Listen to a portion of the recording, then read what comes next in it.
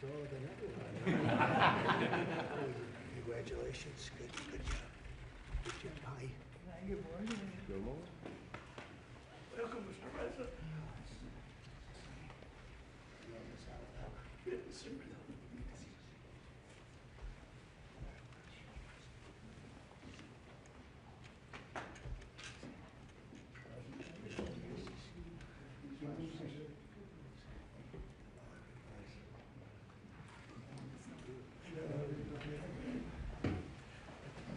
It's a nice, friendly group. Lovely. Well, we're in a very good mood. We just had the highest poll numbers I've ever had. Ever.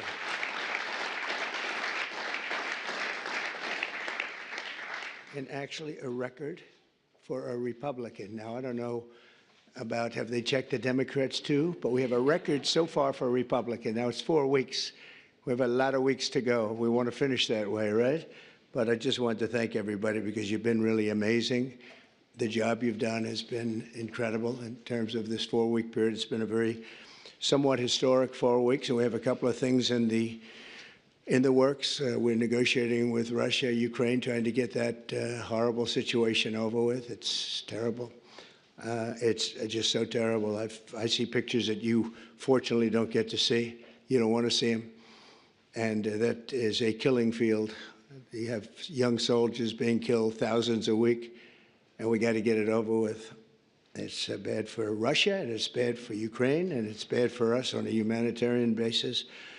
I've had very good talks with Putin, and I've had not such good talks with Ukraine.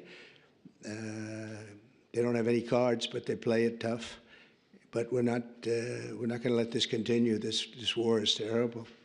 It would have never happened if I were president, but it did happen, so I got stuck with it, and the whole world is stuck with it. And right now you have a country that has its cities, they look like demolition sites. Those beautiful towers, those 1,000-year-old golden domes that were so beautiful, the most beautiful in the world, they say, they're all in smithereens. Millions of people are killed, I think far more people than anyone understands. And we have people that better get to the table and get it ended. Should have never happened. It would have never happened. But I'm delighted to welcome America's governors to the White House. You're amazing people. Even the Democrats are amazing people, some of you.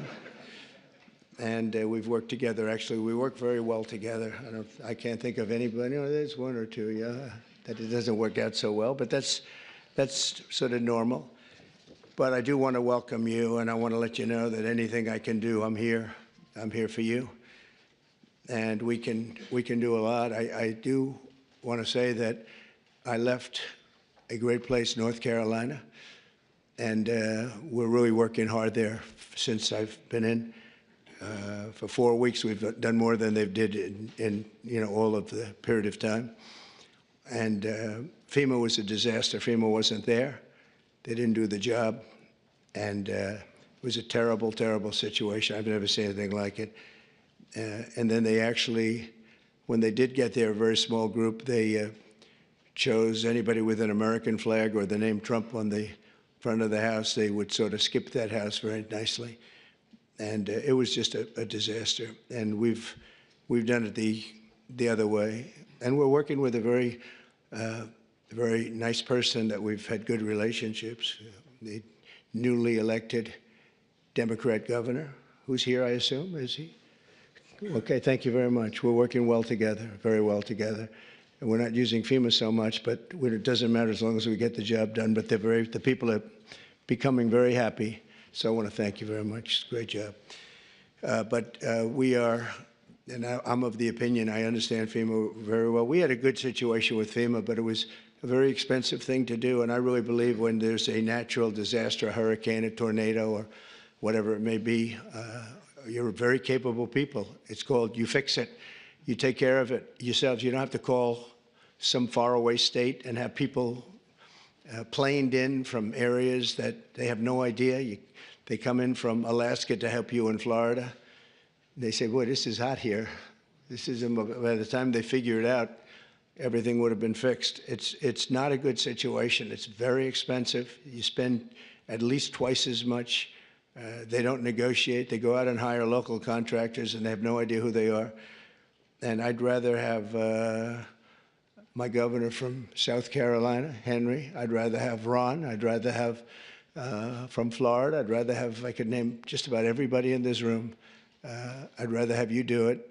You'll save a lot of money. And we'll send the bills. We'll pay, I think, far less. We have to have you have a little bit of skin in the game. Otherwise, those bills will be much higher than they're supposed to be, especially with a couple of you in this room who I know will get bills that you wouldn't believe, record setters. But so I think 75, 25 with the government, the federal government paying 75. And we'll go right through to probably either go through Commerce, maybe go through Marco, because Marco's very good with money. I don't think I'm going to give him to the environmental gentleman, Lee Zeldin here, because Lee's going to say, what's this all about, huh? They gave me this too. You have found some big stuff, by the way, some big fraud. You have, as he said, this one's not even explainable. We're talking about billions of dollars, so great job, Lee. Really, it's sad, but it's a great job you've done in a very short period of time. But I think Marco or Scott or Howard, and wherever Howard may be, we want to congratulate him. He did it was a great session. He got no Democrat votes. I thought he's been a Democrat all his life, and he got no Democrat votes. They all called him to apologize. And, honestly, that shouldn't be. But he got approved yesterday. But today I'm delighted to welcome America's governors to the White House, and I've known many of you for a long, long time. And this week we're forging even stronger bonds of cooperation to better serve the American people. I also want to thank the members of my cabinet who have joined us for this meeting, and they really have gone right off the bat. And I also want to thank Senator Thune, because I'm hearing we set a record on approvals. And I was screaming, I thought it was going so slowly. I think we have a record. So I apologize to anybody I screamed at. But no, it was announced this morning. I think we had a record for the number of positions, so that's great. And they're great people. So I'll begin by introducing Secretary of State Marco Rubio. He scares me because he got 99 votes. So that's either unbelievably good, because he's an incredible diplomat and therefore he's Secretary of State and you couldn't have picked it, or I'm a little nervous about you, Marco. And the only vote he didn't get was our Vice President, who couldn't vote because he had just left. So you got 100%. But it really says something. I think it says working together. It's an amazing tribute, I think. I'll let you know about it. I'll let you know about it in about 2 years, everybody. Marco's been great, and he's been in some big meetings with people at the highest level of states that we would say, states meaning other countries that we would have said wouldn't have dealt so well, but they're dealing very well. You have a great group of people with Steve Witkoff and Michael Waltz, and we're making amazing progress. I mean, we've made more progress on that situation, which is Ukraine, than they have in 3 years. Again, it's so sad that it began, but we're also working very hard in the Middle East. Another one that wouldn't have happened, we would never have had, that you wouldn't have had October 7th. They had no money. Iran was broke.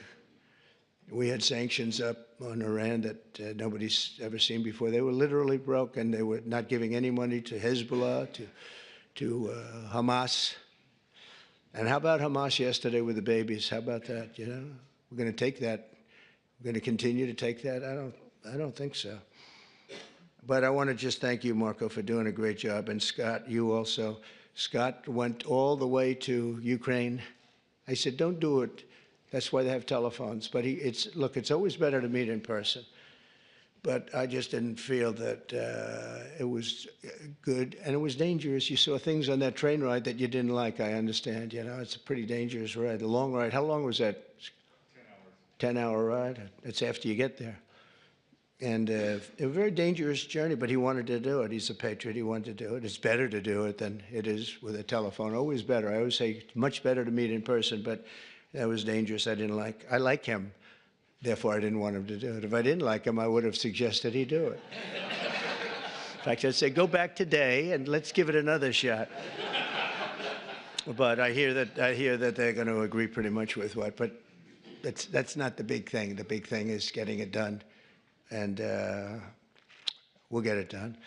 Also, somebody who's been so popular right from the beginning, very, very little opposition, but she's fantastic. She was the Attorney General of Florida for 8 years, highly respected, and just an amazing person, amazing leader and woman, Pam Bondi. Good, Pam. How's it going? Good? You got enough work? You got a lot of work over there, I tell you, man. She's going to be unbelievable. I don't even think about it.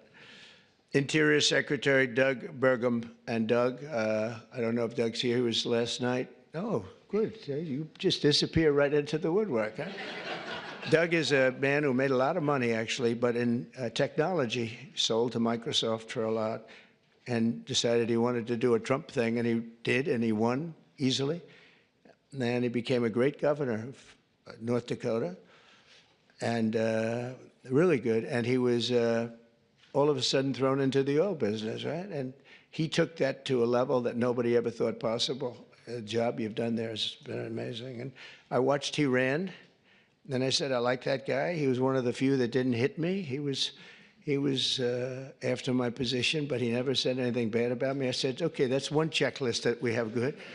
You know, it's one of the ones. But he was an amazing governor, and he really became an expert on energy. And when I was with him, I realized I wanted him someplace. I didn't know exactly where, but I thought it would be the Department of Energy. I kept talking because the state has done so well. And I said, look, I want you to just hold it, and I want to put you there. He said, sir, I have somebody much better than me on energy. Who? Chris Wright. I said, who the hell is Chris Wright? He said, is Chris here? I don't even know. Is Chris here?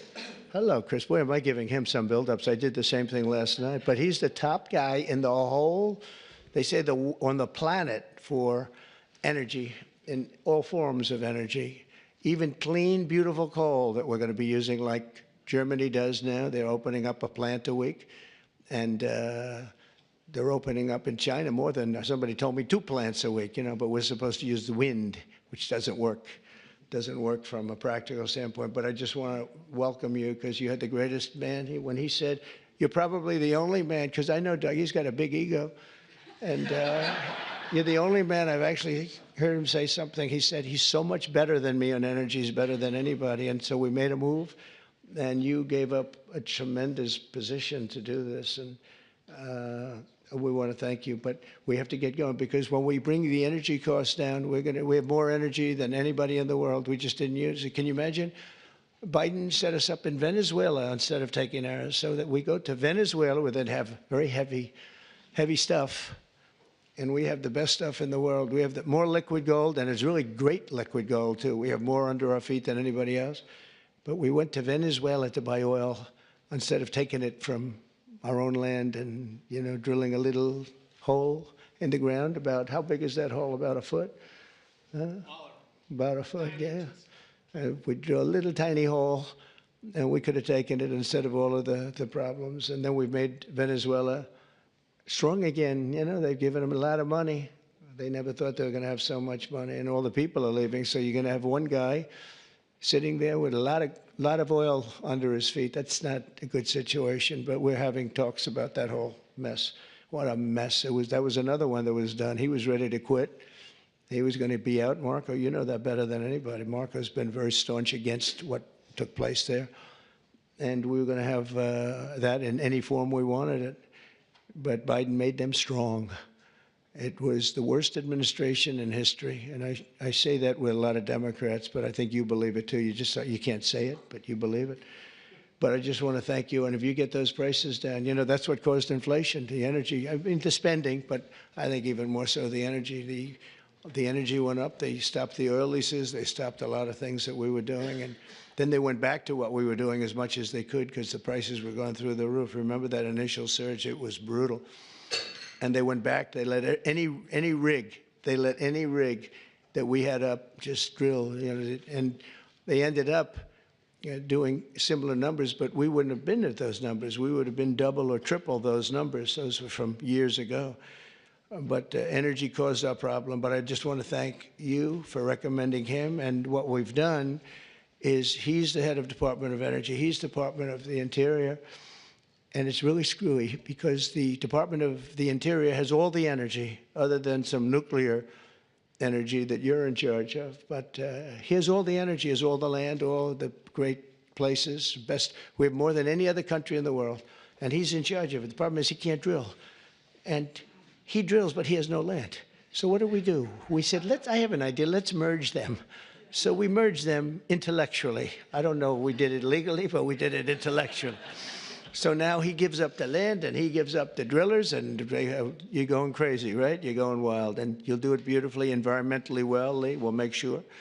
But we have a lot of things, but we had to merge. I always wondered, why doesn't the Energy Department do more? And they did do more because they don't have any energy. It's the craziest thing I've ever seen. We'll probably have to make maybe even a change in that, somehow merge them or do something, because it's pretty tremendous what you're going to be able to do. Agricultural Secretary Brooke Rollins, who's so fantastic, and she's been at the head of so many different things and loyal from the beginning. She even opened up when we had a rather shocking defeat. She opened up we call it an institute. I've never seen anybody raise money like her. She raised hundreds of millions of dollars on this fabulous thing. But I said, look, we want to win another race because I think it's really important to win twice. And I won 3 times, if you think about it. So but it's only the Republicans smile when I say it happens to be true. But Brooke has been amazing, and it was really tough because this last election, I go to a person and say, sir, I just gave you $10 million. Oh, where did you give it to? I gave it to Brooke. You gave it to Brooke. She's spending it on policy. We don't have to worry about policy. We have to worry about getting elected, right? But Brooke is fantastic, and she's done such a good job, and she's make America great again, top of the line, right? And she's going to, and what I didn't know, and as soon as I found out, I said, that's that. She studied, that's what she studied, agriculture. She knows everything about it, and she's going to be a fantastic secretary, and you'll do something with the eggs, because I'm hearing so much about eggs. You'll figure it out. You got to figure something out fast.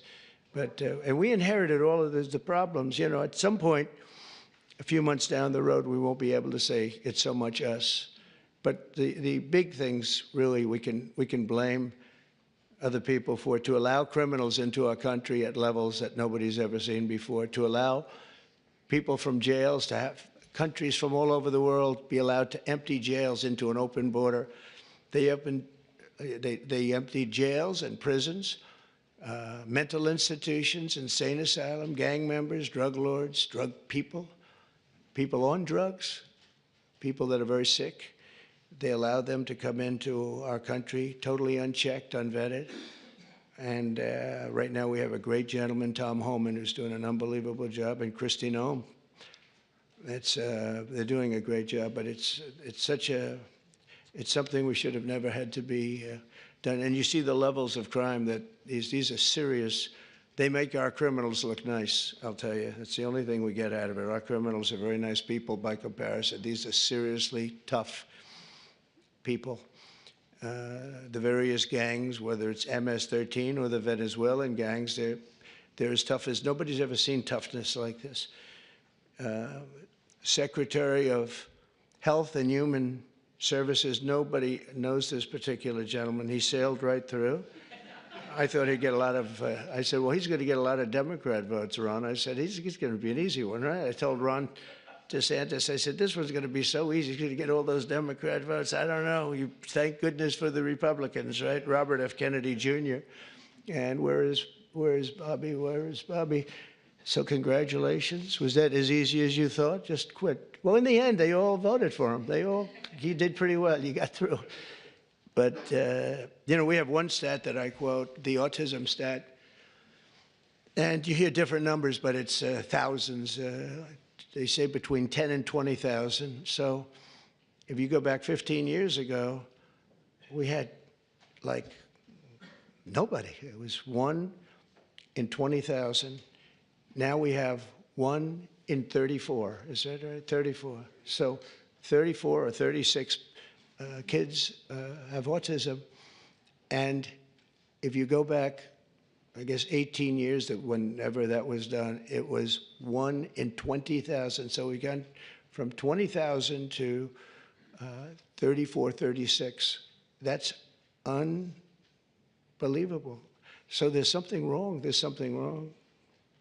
We've done something wrong. There's something, you're going to figure it out. Maybe it's a spray that we spray all over the place that nobody else does. Other countries don't. The Pennsylvania Dutch, they don't do anything, and they're amazingly healthy. And he understands. He's working with Dr. Oz, who's a really smart guy. I know him very well. And those two guys are going to figure it out. They're also going to figure out why in the United States we pay $1,300 for a drug, one that we were talking about, and in London they pay, literally they pay $200, even less. $88 I heard in one case yesterday. They pay $88, we pay $1,300 for the exact same drug from the exact same factory, from the same plant where it's made. We've got to figure that out. So I hope you focus really a lot on the cost too, because Americans are being screwed, and it's no good. They're not going to put up with it. Secretary of Housing and Urban Development, another one I know very well. He's going to be fantastic, Scott Turner. So, Scott, congratulations. Man, oh, man, you are something. He got up and we had a great meeting yesterday, right? He got up and spoke. He's a good speaker, that one. And everybody loves you. Everybody knows you.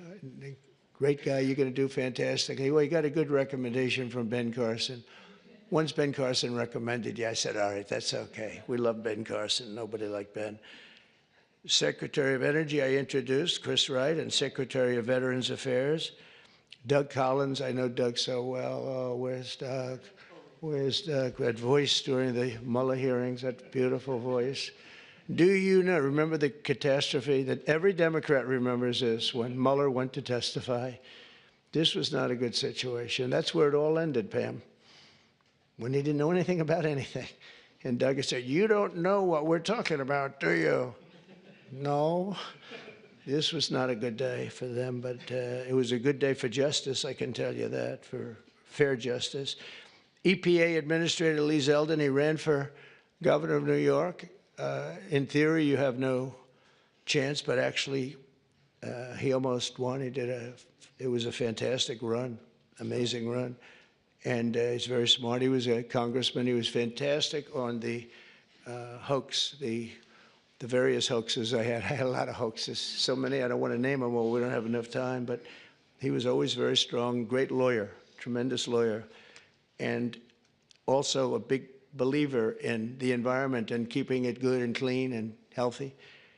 And I just want to thank you for the job. And the only thing I ask is that you go speedily, because, you know, a lot of people use the whole process, the environmental impact process, to delay projects. We just want them to go quickly. And you can get the same answer in a matter of months as opposed to a matter of years. I feel so strongly, because people are coming in with tremendous amounts of money. I have been spoken to by yesterday I had Tim Cook in the office from Apple. He's investing hundreds of billions of dollars. I don't know, I hope he's announced it. Hope I didn't announce this, but what the hell? All I do is tell the truth. That's what he told me. Now he has to do it, right? So it's a good. But he's investing hundreds of billions of dollars, and others too. We're going to have a lot of chip makers coming in, a lot of automakers coming in. They stopped 2 plants in Mexico. They were under construction, starting construction. They just stopped them. They're going to build here instead because they don't want to pay the tariffs. The tariffs are amazing. It's good. I got myself in a lot of trouble. I said it's my favorite word in the dictionary, the word tariff. It's such a beautiful word. And the fake news killed me. They said, what about love? What about God? What about family? And I said, I'm in trouble. I said, so now it's my 4th favorite word. I say, love, God, family. A couple of others I could add in there too, but it's my 4th favorite word. So, and OMB Director Russell Vogt, thank you, Russell. You're going to be incredible. I know he took some hits, but I know how good he is, how honest he is, and he's fantastic with the numbers. And you're seeing these numbers coming out with the theft, right? And it's tremendous fraud, waste, and abuse. And all three of them, but I think the fraud is really the biggest. I think you're going to see it. You come out as soon as you can, I think, with your numbers. But because they're not explainable. They're not explainable. So I just, Russell, do a great job, that's all. SBA administrator, small business. Now, small business is really big business. It's actually one of the biggest banks in the world. It sounds a little bit like, oh, small, little business. It is a massive, it is one big sucker, right? And Kelly Loeffler's here, so she's going to be incredible. And she's got an incredible husband, Jeff, who's one of the most important people in the world of finance. And he knows. He owns a thing called the New York Stock Exchange, so that's not so bad, right? And you have natural experience, but I think you're going to do great. And there's a lot of fraud in there from the past, you know, with all the money that was handed out. It was, you know, billions and billions of dollars. Director of National Intelligence, Tulsi Gabbard. Where's Tulsi? Is she here? Hi, Tulsi. I haven't really seen you. Good luck. Do well. Have fun. We built a building. The building cost like $12 billion. The building is loaded up with intelligence. Lots of luck figuring it out, right? Good. It was, he was treated pretty rough for a person that's an incredible patriot. We've all known that. So it's nice that you're sitting with Bobby, because you too, you went through a lot. But you know what? You're going to be stars. And over the past month, our new administration has taken unrelenting action to fix every single disaster that we inherited, and we inherited a lot of them, the border being, I think it's the most difficult one of all. The rest we can get fixed, including foreign countries that are doing things that they shouldn't be doing. And one of the reasons that we won the election by so much, because we won it in everywhere. We won the popular vote. We won the 7 swing states, all 7 by a lot. We won by millions of votes, the popular. It's always hard. I guess it hasn't happened in a couple of decades for a Republican to win the popular vote. I think that that's changing so rapidly. But we had another thing that was pretty amazing. We had, of the 3,000 counties, we won 2,500 of them. And the Democrats won 500. It's a lot. They've never seen anything like it. It would actually, you would have thought that the numbers would even be much higher. When you win 2,500 counties to 500 counties, that's, when you look at the map, you've all seen the map, the one that got certified and came out just recently. It's like almost totally red. And it's my honor. We're going to just work it out. But we've really become the party of common sense, and I think it's important. I think it's important for the Democrats' common sense, too. We're going to deal with you, and we're going to deal on a common sense basis. And I know a lot of you agree with a lot of the things. I don't know, sometimes you're not allowed to say it, unfortunately, but I think we'll be all better off if everybody says it. That includes Republicans saying the right things. So on day one, I declared a national emergency on our southern border to stop the invasion of our country, because we were being invaded. Millions and millions of people. I figure 21 million people, and of that, 2 or 3 million were criminals. And many of them were people that countries didn't want. They would put them in these massive, large caravans. I came up with that name a long time ago. That's what it is. It's a caravan. And these are people, in many cases, they might not be criminals, but they're people that the country didn't want. They didn't work. They didn't. They needed help all the time, or they needed assistance, or whatever. Our country's got a lot of people in it right now. And we're going to make sure that everybody's treated fairly, but we got to change it. It's the most difficult problem, I think. Additionally, the heroes of ICE have been really hunting down the really bad ones, and we are going, they're incredible people, ICE. They were being shunned by Biden. They were being mocked. And let me tell you, these are tough men and women. But they're tough. They'll see like a MS-13 band of thugs out on Long Island, and they'll bring up the paddy wagons. They get in, and they'll say, no, one of them, 2 of them, killed 2 young girls in Long Island. For some reason, they like Long Island. MS-13 loves Long Island. I don't know what that's all about. But 2 young girls walking to school, 16 years old. in the morning, they were accosted by a group of MS-13 thugs, and they don't use guns as much. They use knives. They like using knives, and they cut them up, cut them into pieces, and left them and killed them, cut them up into pieces, little pieces. And they used knives because it's more painful. And ICE went in. They have no fear of these guys. They went in and they just knocked the hell out of them. And they'll go into a pack. They call it a pack, not like a political pack. Political packs are slightly nicer. But a pack of these MS-13 people or Deregulation people from Venezuela, and they'll just walk in. It's all you'll see is fists going for 5 minutes, and then you'll see these guys walk out, and they got them between their legs, and they're bringing them, getting them the hell out of the country. These are rough people that we have to deal with. But ICE is incredible. Border Patrol is incredible. Law enforcement, the people in law enforcement, we make their job so difficult by allowing people like this into our country. We just shouldn't do it. So I've just designated the group from Venezuela, Deregulation, as a foreign terrorist organization. I mean, in Colorado, they went and other places, they literally take over. They're like me. They're in the real estate business. They take over real estate. And they literally take it over. They just claim it. And they tell tenants to get the hell out if you don't get out. They had one case where a guy called the cops, and they went in, "You call the cops?" "Yes." And they cut off his fingers. He says, "You don't call them anymore. You cut off the other fingers on your other hand." These are not nice people. But federal, state, and local cooperation has to be the backbone of border security. So I hope, as governors, I know all the Republicans are very much in tune with Tom Homan and Christie and everybody, but I hope everybody, because ultimately you want to get the criminals out of your state. And we're focusing on the really bad ones. We have 11,088 people that we know of that are murderers, that are actually murderers. And I can't imagine anybody wanting them in their state, whether you're a Republican or whether you're a Democrat or whatever you may be. I mean, we have many of them murdered more than one person, some murdered more than 5 people, and they're in our country. They let them out of jails. These were convicted people, and they let them out of jails because it's very expensive to have somebody in jail for a lifetime or whatever it might be.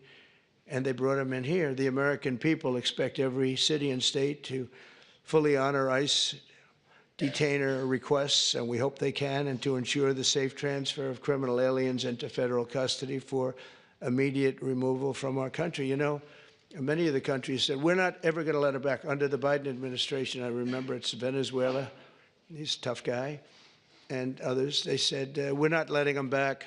They're out of here, and you'll never bring them back. They're not coming into this country." And Biden said, "Well, we can't bring them back. They won't take them." Well, we took them. And every single country now, you saw it with Colombia, you saw it with Venezuela. In fact, they actually offered to send planes to pick them up, and they'll pick them up so that we don't have to go through the expense of sending a plane. Is that correct, Marco? Even Marco couldn't believe that one. But they literally are sending planes to pick up these people. And they're rough people, and they're picking them up, and they're putting them in the planes. There's no excuse for any state attempting to aid and abet dangerous criminals, killers, drug dealers, really bad people who are violating federal law and violating the law by being in our country. To combat inflation, I declared a national energy emergency,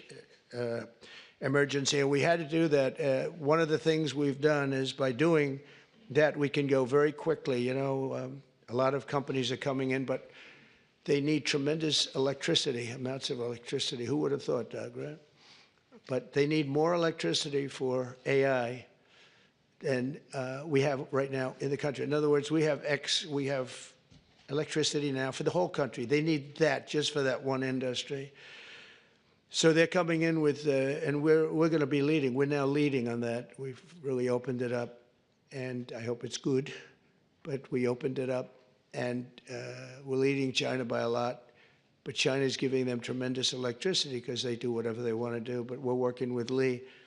And I've told these people they're going to spend hundreds of billions, trillions of dollars, actually. So I need double the energy that we have right now, and even more than that, from what I'm understanding, which is hard to believe. In other words, take every car, everything, every building.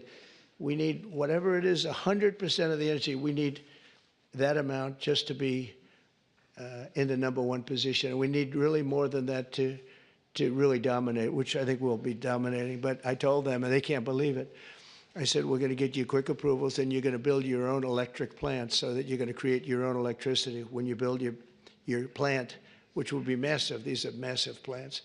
But when you build your plant, we're going to let them build an electric generating plant where they build like a utility. In other words, instead of using Con Edison, like we have in New York, hello, Governor, nice to see you back there.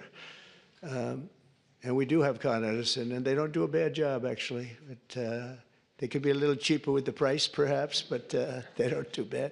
But we build our own utility. They can have their own utility. If they have any extra, they can put it onto the grid. But this way, they're not subject to a bad grid or a dangerous grid or a grid that gets taken out by bombs or war or anything else. So they actually couldn't believe it. They said, you think you could get that approved? Yeah, I'll get that approved very quickly. They couldn't believe it, and they're so happy. And they're going to do some in Virginia, some big ones.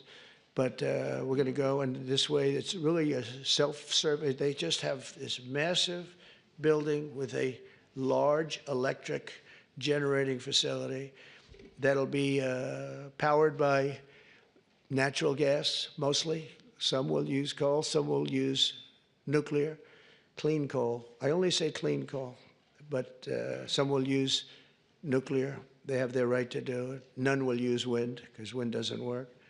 It's just terrible how an environmental person can like wind. It kills the birds. It's very expensive. It's 7, 8 times more expensive than other forms of energy. Every wind turbine in the country that goes up needs massive subsidies.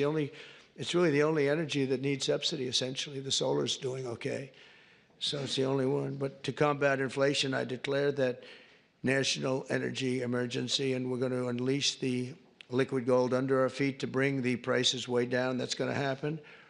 And again, we're going to have a big part of that's going to be natural gas, which is very, very clean, and clean coal. We're going to do as many forms of energy as we can. And it's going to be something I think everybody knows, and you're going to call me or anybody else if you have difficulty or problems, but you're going to have levels of business being brought to this country that you've never seen before. The tariffs are bringing them more than anything else. The country is bringing them, but the tariffs are bringing them. They hadn't been here, and we're creating tremendous tax incentives. But the biggest incentive is they don't want to pay 100% tariff or 200% or whatever it may be. And as you know, we're going to be announcing tariffs on cars from foreign countries of 25%. That'll be done in probably April 2nd. I was going to do it April 1st, but I said, I don't like that date. It's going to cost a lot of money to wait one day. You know, I don't know. What do I do there, Pam? Maybe should I do it just April 1st? It costs a lot of money, that extra day, Marco. You figure what that costs. Let's do it April 2nd, right? I just don't want to take the abuse. We created the new Department of Government Efficiency, which you may have heard about, Doge, which is now waging war on government waste, fraud, and abuse. And we've begun the largest deregulation of industries and other things. It's proper deregulation that has ever done. I lead the way on my first 4 years. We did more deregulation than any other president in history. And I brought a little list along that I thought I'd just read some of the places when you mentioned Doge, some of the places that this money has gone. And these are the ones that I feel I can read. There are some that are so nasty and dirty and horrible that I don't want to really read them because I assume they have television on. I have a guarantee they do. I let the press in today because we have nothing to hide, right? It's much better. They said, do you want to let the press in? I said, why not? You think Biden would do that? I don't think so. $520 million was given for a consultant to do ESG, that's environmental, social, and governance investments in Africa. $520 million, $25 million to promote biodiversity, conservation, and social responsibility behavior in the country of Colombia. 25 million, $40 million to improve the social and economic inclusion of sedentary migrants. They have no place in particular they were thinking of. There is no location. The money was sent out, but they have no idea where it's going. $42 million for social and behavior changes in Uganda, and $10 million for Mozambique medical male circumcision. People that want to be or have to be circumcised in Mozambique. $14 million for improving public procurement in Serbia. $486 million to a consortium for elections and political process strengthening, of which $22 million was for inclusive participatory political process in Moldova. And $21 million going to my friend, Prime Minister Modi in India, for voter turnout. We're giving $21 million for voter turnout in India. What about us? I want voter turnout too, Governor. $29 million to strengthen the political landscape in Bangladesh. Went to a firm that nobody ever heard of. Got $29 million. They got a check. Can you imagine you have a little firm, you get 10,000 here, 10,000 there. And then we get $29 million from the United States government. There are 2 people working in that firm. 2 people. I think they're very happy. They're very rich. They'll be on the cover of a very good business magazine pretty soon for being great scammers. $20 million for fiscal federalism, and $19 million for biodiversity in Nepal, and $47 million also for improving learning outcomes in Asia. Asia got a lot of money. $50 million plus another $50 million for condoms for Hamas. They gave $50 million, and it worked out so well, they gave another $50 million a little bit later. Condoms, $100 million for Hamas. And we're also uncovering outrageous incompetence and fraud in the Social Security, and I read this last night, so Governor, you're going to be bored hearing this, but you know, you never get bored because it's not possible to even believe it.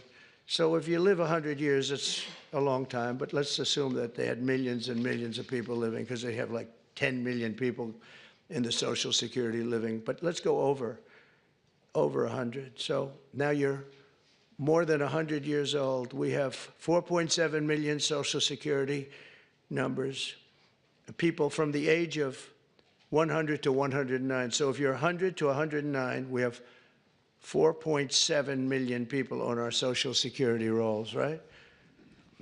That's a lot of people. I knew one guy was 100. The great Lenny Litwin, he was a builder in Manhattan. He lived to 103. You knew him. He was one of the greatest builders. He was so happy. The reason he lived, he loved building. He'd build a building a year, right? Never had a problem. You knew Lenny Litwin, I would think, Governor, right? He was a great guy and got along with everybody. He got along with Democrats, Republicans. Everybody loved Lenny. When he died, it was a bad day for New York, I'll tell you. He was a great guy. But he lived to 103, 104 because he just loved his business. He was designing a new building at 103, and that was the end of it. He didn't quite get the design finished. But you had 3.6 million people aged 110, substantially older than good old Lenny. From 110 to 119, you have 3.6. These are the people on the rolls.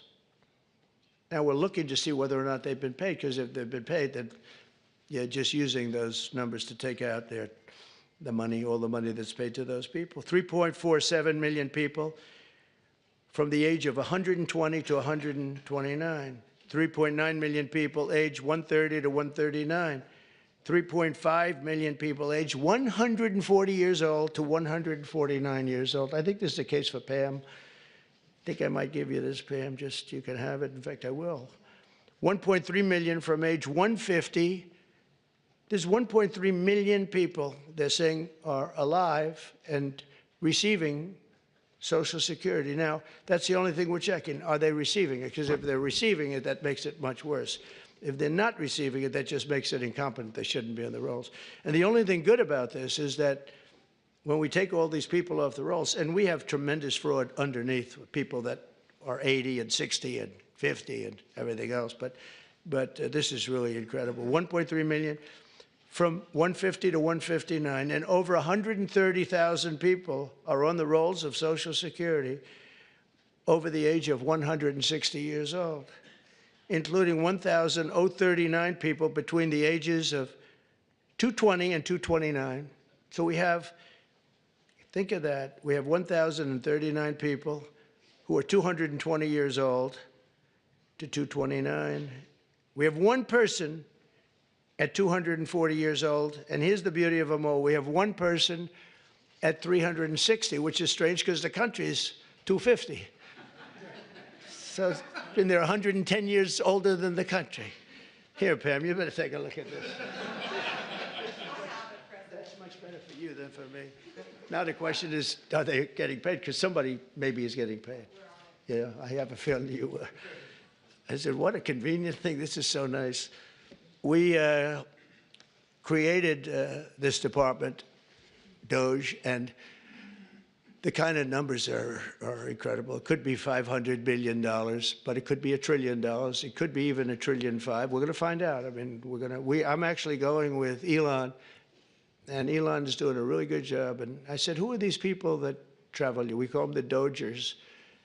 And I said, what are they? He said, they're generally young people with extremely high IQs who are very good with computers, because you have to be good with computers. So when one of these scammers talks and tries to tell them why it's perfect, they said, no, it doesn't work that way. You know, it's very hard to talk them out of something when they have you. But we're actually going to Fort Knox because I want to see, do we have the gold? Do we still have whatever it is, tons of gold? I hope we do. Wouldn't that be disappointing? Fort Knox. You grow up hearing about Fort Knox. You can't get in. You can't even see it. Nobody sees it. You go there and the place is dry. Would that be terrible? There's another one. Maybe you should go with us to that one. But we're going to go in there pretty soon.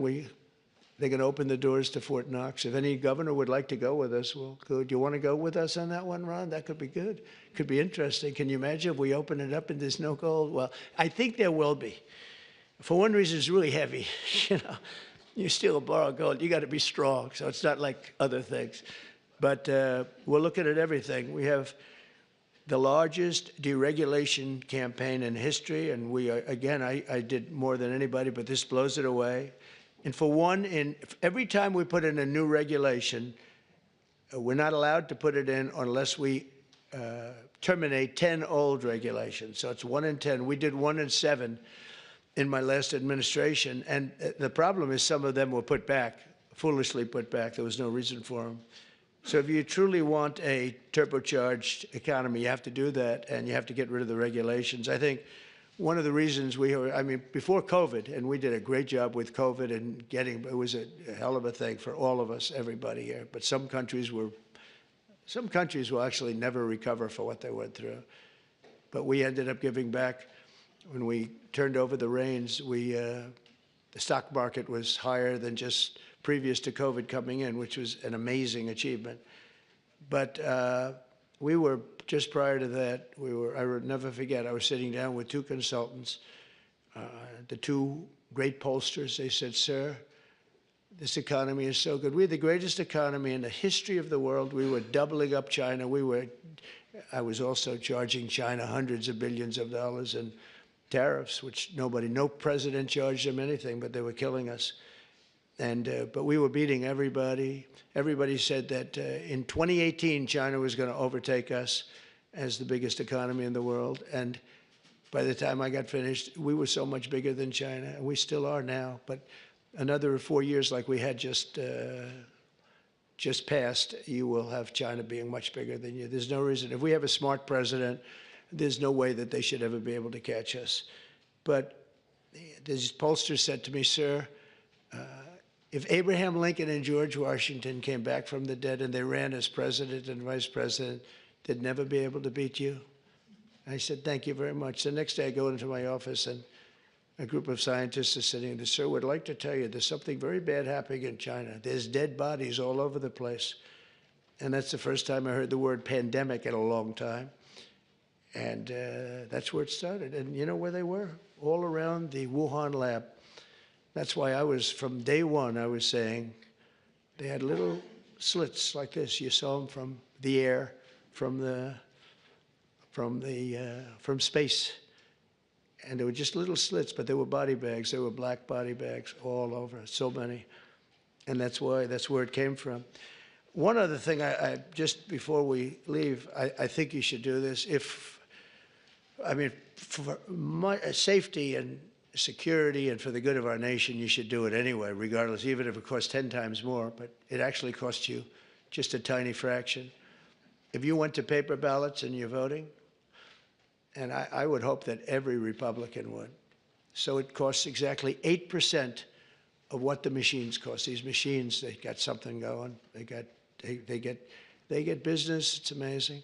So paper ballots, and paper is very sophisticated today. Paper, it's called watermark. It's impossible to copy, impossible to cheat. It's actually hard to believe that a piece of paper is highly sophisticated, but it's watermark, and it's it's amazing actually when you see it. You can't cheat.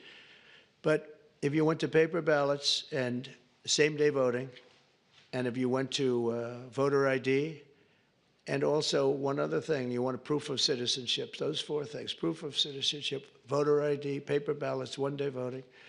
And if you went to two-day voting or three-day voting, but some of these states, you had 64 days. You know, California just finished up just a short while ago. They were voting a week and a half ago. They're trying to finish them up.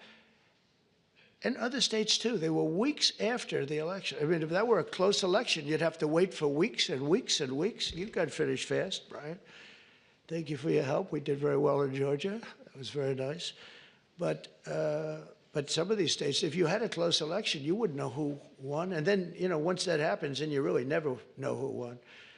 But you would save tens of millions of dollars, forgetting about right, wrong, and security, safety, our country, our Constitution, and all of this. Number one, you'd have a much safer election. Number two, everybody, you'd know the results of your election by 10 o'clock. Everybody, it's a beautiful system. It's boxes of 5,000, boom, boom. And you can go and examine each box. It's so simple and so good. I did ask Elon, because he knows more about computers than anybody I know. I said, what do you think of the voting system? He said, computers are not meant for voting. It's just not it's too many transactions taking place too quickly. It's just not, he said, honestly, and I've gone to the best people, the smartest computer minds from MIT, from others. My uncle was a professor for 41 years at MIT, and a brilliant guy, and I got to know a lot of the people up there. And they will tell you that the most secure way that you can secure the election, and probably the fastest way, because there can be very little hanky-panky, is paper ballots. Can you believe it? So I hope, Sarah, that certainly the Republican governors, but if you want to save a lot of money, you go to paper ballots. It'll cost you 8% of what the costs are now. And that's based on a good deal for machines. And then when you go through the days and weeks and months of waiting, France had mail-in ballots. Anytime you have mail-in ballots, you're going to have fraud, without question.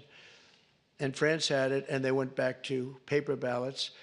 And I saw their election, and their election was over at 9 o'clock, and their numbers came in at 10:05.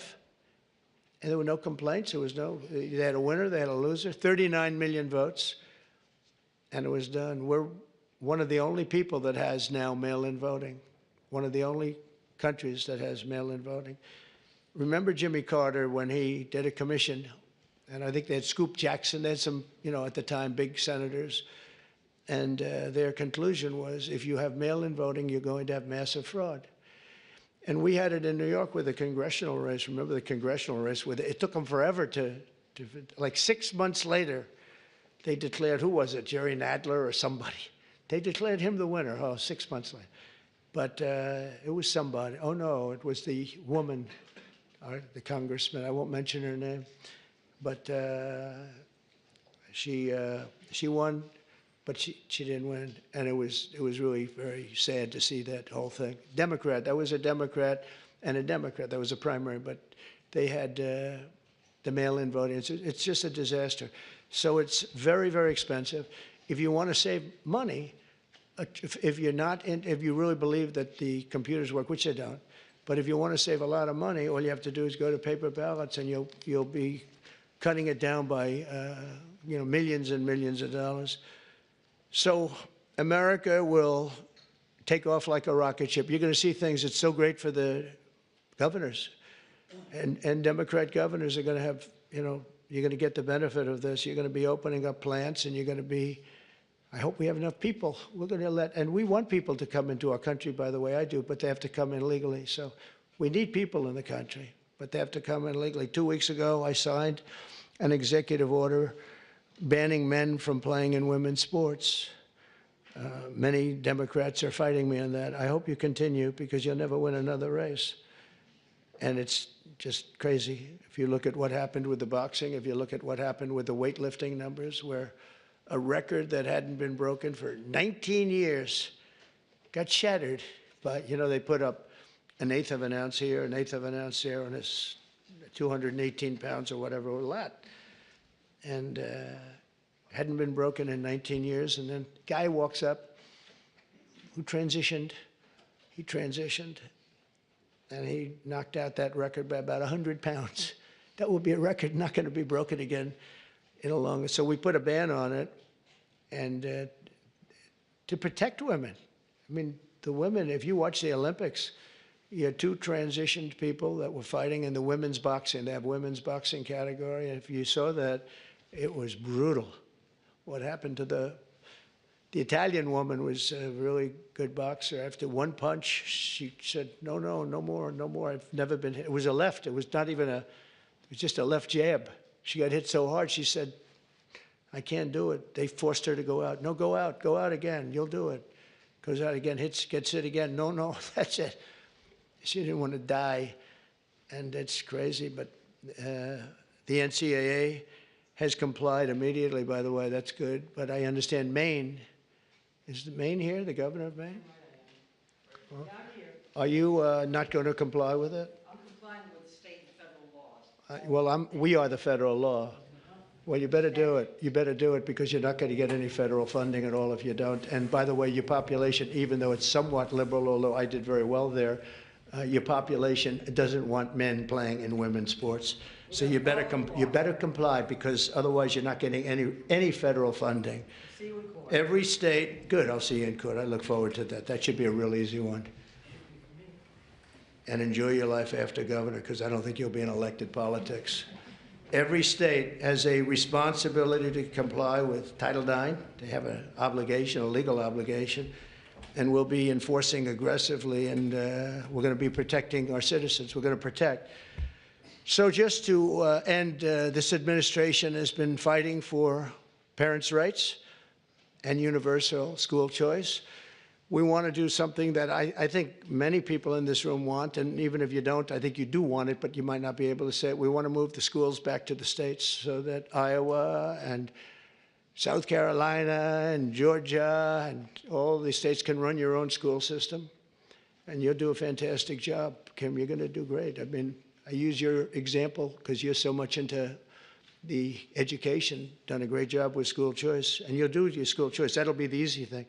But we want to get it back, take it away. So just some stats. So at last, it's usually we're 38, 39, or 40 out of 40. They take the 40, I guess, biggest, most important, whatever it might be, but 40 countries. And we were 38, 38, 39, and congratulations, but 2 months ago, 3 months ago, we hit number 40. So we were last in terms of education in the world. And we were first in another category, though. We were first in cost per pupil. So we spend much more. And by the way, second wasn't even close. So you have Norway, Sweden, Denmark, Finland, China. So there goes the big country theory, right? They have 1.4. They're rated number 5. That's a little bit scary, isn't it? But they're all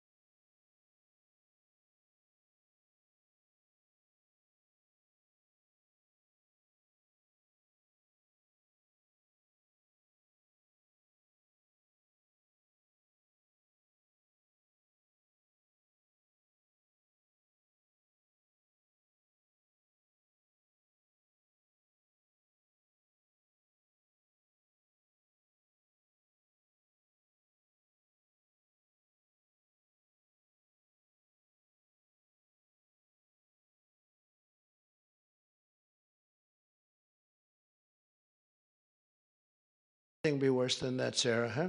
So what happens is we are going to make a very strong push on closing up the Department of Education. We'll have one person sitting there just to make sure that they're teaching English, reading, writing, and arithmetic, okay? Just, that's all. The rest of it is up to the governors. We have great governors, really smart people.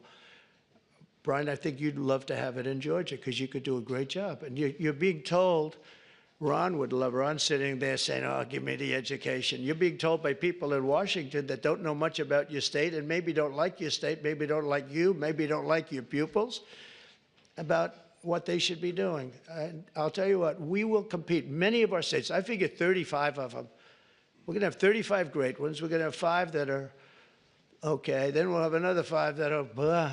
And then we're going to have 4 or 5 not so good. But in a place like New York, we could take it as an example, Westchester County. You go Westchester, Suffolk. You go out in Long Island, you do upstate New York. You know, you break it up into quadrants, Manhattan.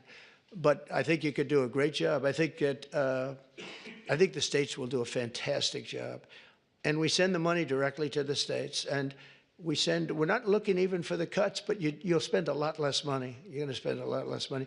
You know, as somebody that spent a lot of time in Washington over the last number of years, it seems like every building is a Department of Education. But I'm saying, what do these people do?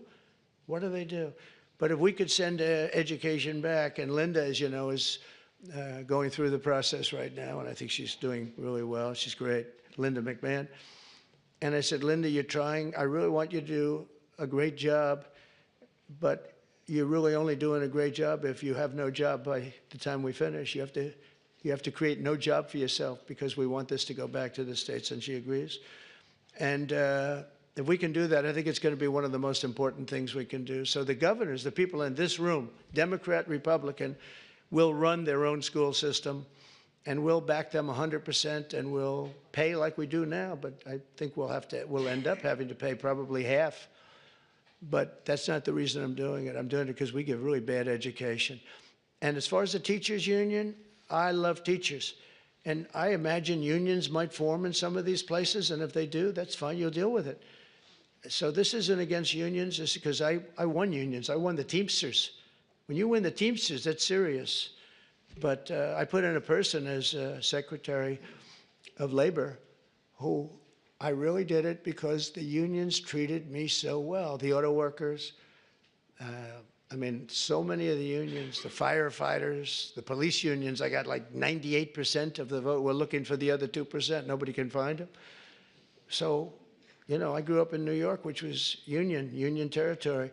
But we want to be able to have great education. If we don't have education in this country is going to go down. When you hear China is rated number 4 and 5 every year, and you know, they're a serious competitor. So I want to thank you all, and I do want to say again, call me at any time. I will take your call. If you're a Democrat, I will put you ahead of the Republican. If I have a Democrat or Republican call, Simon, I will put the Democrat first. Okay, I promise. And probably, sort of promise, right?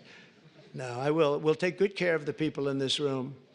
And it's an honor to be with you. You're very, very smart people. To do what you do, to get elected, it's a tough business. But if you could take back education, and if we could do some of the things that we just laid out very easily in this plan, and you have a federal government that's behind you all the way. We'll be sending help. As an example, if we do get rid of FEMA, which we should, it's very expensive, doesn't work. But we'll be sending federal help in if you have a big hurricane or a tornado or all of the things that I've been watching. And you'll be taken care of much, much better than you're taken care of now. You have to wait around for these people to come, and they come so late. But the worst example was what you had to go through in North Carolina. What happened there was a terrible thing. So congratulations on your victories, and you're going to have many more victories. And I'm here for you. If you want to ask a couple of questions, you could, if you'd like to. Yes, please. Thank you, Mr. President. So I think we share excitement about disaster response and how we can make it better. We've all had disasters. We usually love to see the president after disaster that's never fun. Right. We have fires, other people have floods, hurricanes. We want to be a part of helping to make a federal emergency response work, changing FEMA so they're not putting square pegs in round holes. So involve our group because we're the ones on the other end of it and saying, oh my God, why are they coming with this when we need that? So we're ready to help. Good. Thank you very much. It's very nice. I agree. Yes, please. President, thank you for welcoming us. As we go through the process of putting in your priorities as president, would you give us an opportunity to speak with you about, say, return on investment? Sure. Before we go, for example, into, oh, forgive me, we've heard and we'll wait the decisions you make and the Secretary will make, but for instance on Medicaid or Medicare, Sure. if cuts are proposed, perhaps give us an opportunity as governors to prove to you that we can make these programs worthwhile. That might help us on our I budgets. love that. I think it's great, Bobby. I think it's great. One of the things we're really focused on is bringing down the costs, and we haven't been treated very fairly, especially over the last 4 years. And as you know, we had transparency, which is one of the biggest things that could have happened. And Biden, for whatever reason, terminated that. That would have brought down the costs tremendously. But we'd love to have your ideas on any of them, Medicare, Medicaid, any of it. And we will, if those ideas are good. You probably have better ideas than anybody as governor. So we would love that. Thank you. On that issue of healthcare, we've talked about it before. If we reform the healthcare industry, and you tried to do that in the first administration, and they tried to fight it back every step of the way. We all deal with high healthcare costs in government and the private sector. And if we reduce that from 20% of our GDP down to 10 to 12, you can pay for a lot of things in government that we can't currently do it. We need to get the industry in line helping us do it as well. Well, you're a good example of it, and in your state, they've done a good job, but you're going to get those numbers down even lower. I know that. That's something very strong for you. And as you have ideas, I'd love you to pass them along to the other governors here. But there are some states that have done a really, really good job with that, and we are totally open to suggestions, right? Thank you. Yes, Henry? Mr. President, thank you for having us here.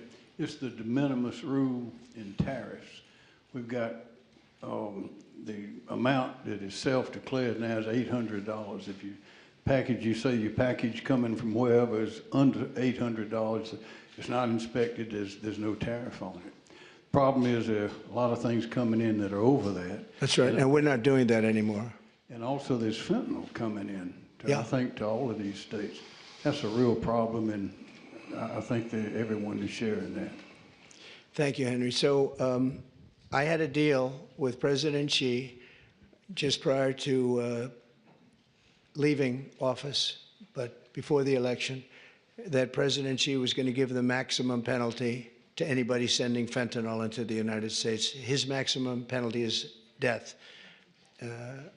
If you notice that every country that has the death penalty has no drug problem, they execute drug dealers. And when you think about it, it's very humane because every drug dealer, on average, they say, kills at least 500 people, not to mention the damage they do to so many others, but they kill large numbers of people.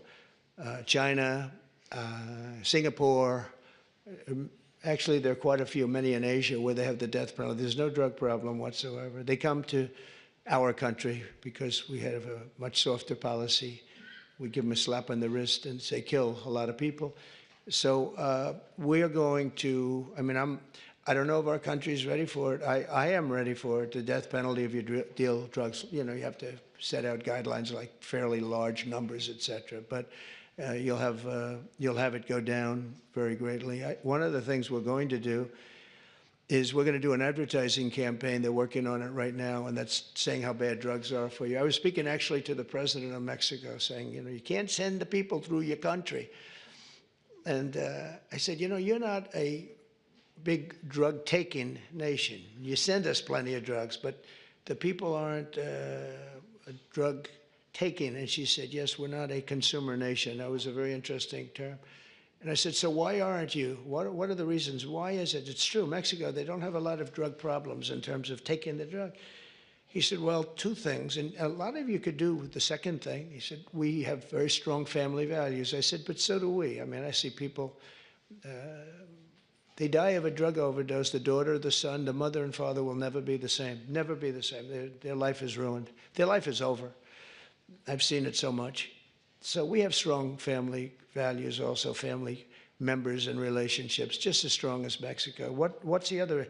Well, we spend a lot of money on advertising saying how bad drugs are for you. And I said, oh, I never learned anything on phone calls. This time I learned something. I said, you know, I never thought of that. Because we set up like committees, and you can't have the death penalty, I guess, but I don't know, someday somebody's going to get sick of it and do it, and you won't have any drug problem in this country. But, and you can do it on an individual state basis for the governors in the room that want to do it, but you will not have a drug problem in your state if you did it. But I will say this, we have a situation where we have now hired a couple of the best agencies, and we're going to spend about 100 million, maybe 200 million on advertising, saying that when you take certain drugs, the drug fentanyl, et cetera, it destroys your skin, it destroys your teeth, it destroys your brain, it destroys everything. And really horrible commercials. I mean, I've seen the first of them, and they are brutal. They are brutal. And when some young kid is sitting down watching this commercial a couple of times, I really don't think they're going to be taking drugs. So I think that this is, I mean, this is a big statement, but I think we can drop it 50%, 50, by doing this. And I give her credit. She was talking to me about it, told me about it. But I knew immediately as soon as she said it, it was not, she didn't have to say anymore. She went on to tell me different things, but it was just the concept of it. And I think states can do that too. If you do commercials talking about how horrible it is, drugs. I mean, what it does, I mean, you look at their skin, it gets eroded, their teeth are, you can tell. I mean, you can see a person that takes a lot of drugs, especially fentanyl and some of the others, the bad ones, the real bad ones, some of them, the heroin. It's unbelievable what it does to people. And we're going to put very, very strong ads. And now that I'm thinking about it, I think you should put on strong ads too. Really strong ads. I think it's an unbelievable thing. We'll all do it. We're going to do it on a national basis, but you can do it individually on an individual basis. And you can also look, I think, you'll have to get rulings in this, but your states have the right to go death penalty also for drug dealers. And, but only do that if you want to get rid of drugs, because if you don't do that, it's a little tough. But I think the advertising will have a huge, I think we can get it down by 50%. We set up, we did great. We got it down 18%. I said, that's not a lot though. Everybody was giving us credit, oh, 18. And 18% to me, we set up committees with the First Lady of the United States on a blue ribbon committee. But they didn't know too much about El Chapo and the various people that we're talking about. It's a smart group of people. But I'll tell you what, the advertising could be unbelievable. And I hope the states do it. You're not talking about a lot of money. You're talking about peanuts, actually. I mean, with $50 million, you could just cover the state. And if you did that, and I'm going to do it, I think we can get drugs way down. I think we can get it down by 50% when you see it. I've seen some of the ads. It's, man, if a person looks at the ads that I saw, they're not going to be taking drugs. So good question. Thank you, Henry, very much. How about we'll do one more? Yes, please. Thank you so much for having us. Thank you. As we've talked as governors, we implement a lot of the social welfare programs, whether it's Medicaid or job training or rental assistance. Each one has different requirements that create cliffs and benefits that make it hard for people to recover. Things as simple as work requirements for able-bodied adults. If we could synchronize across TANF, Medicaid, work programs. Let's make it a trampoline to get people back on their feet instead of a hammock they climb into. I think it's great. I think if you could get together and work together, you'd bring down costs just on that basis. I think it would be really great. Did you want? Go ahead, please. Mr. President, I want to just say thank you. It's a word, 2 words. A lot of times we don't say thank you for your extraordinary leadership, your courage, all that you do. And just so you know, even in the state of Nebraska, you're inspiring Nebraskans to get comfortable being uncomfortable, to stand up for what we believe in: faith, family, hard work, the American dream. Stand up and talk about the common sense. So we're incredibly grateful. Thank you, Governor. Thank you very much. I appreciate it. Thank you. Thank you very much, everyone. Thank you.